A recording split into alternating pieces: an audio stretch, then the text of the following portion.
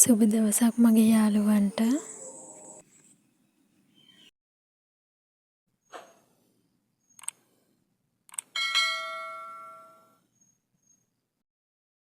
කොටු කපලා සල්ලි එකතු කරනවට වඩා මේ විදිහට එකතු කරන්න පුළුවන් නම් ගොඩක් හොඳයි.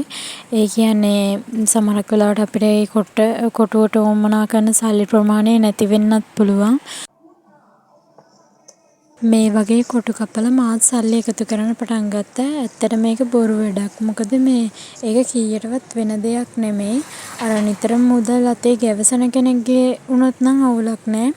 මේ වගේ 20 එක තැනකින් එකතු කරගන්න. මොකද අපිට මාරු සල්ලි 20 ගොඩක් එනවනේ.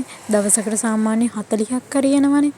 එහෙම 20 එකතු කළා මේ වගේ කප් එකකට දැන් මේ 20 ටික එකතු වුණාට පස්සේ ඒ ටික කඩේකට දීලා මාරු කළා රුපියල් 3000ක වගේ මේ 20 ටික එකතු කළා ওই වගේ බොක්ස් එකකට දාගන්න. එතකොට ඇත්තටම මේ විදිහ තමයි මම නම් මේ මගේ අත්දැකීමෙන් කියන්නේ මේ විදිහ තමයි හොඳම.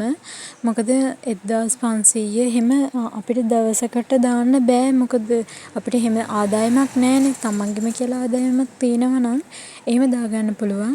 මගේ දැන් මේ මාස 2-3කට එකතු කරපු 20 මාරු කළා මේ බොක්ස් එකට දාලා 8400ක් තියෙනවා. මම කියන්නේ පුංචි ප්‍රමාණයෙන් හරි අර ඉතුරු කරන්න පුළුවන් නම් ඒ ප්‍රමාණයෙන් ඉස්සෙල්ලම මේ එකතු කරන්න. ලොකු ප්‍රමාණවල වලට යන්න එපා. ඒක ටික දවසක් යනකොට එපා වෙනවා. ඒක තමයි ඇත්ත කතාව. මට නම් ඔයාලගේ ළඟ තියෙන පොඩි සල්ලි, ඒ කියන්නේ 20 50 100 ඒ එකතු වෙන ප්‍රමාණය වෙනම තැනකට එකතු කරලා බලන්න. හොඳ විදිහක් කියලා මම හිතනවා. සාමාන්‍යයෙන් මේ විදිහට මම හිතන් ඉන්නේ 20ක් වගේ එකතු කරන්න.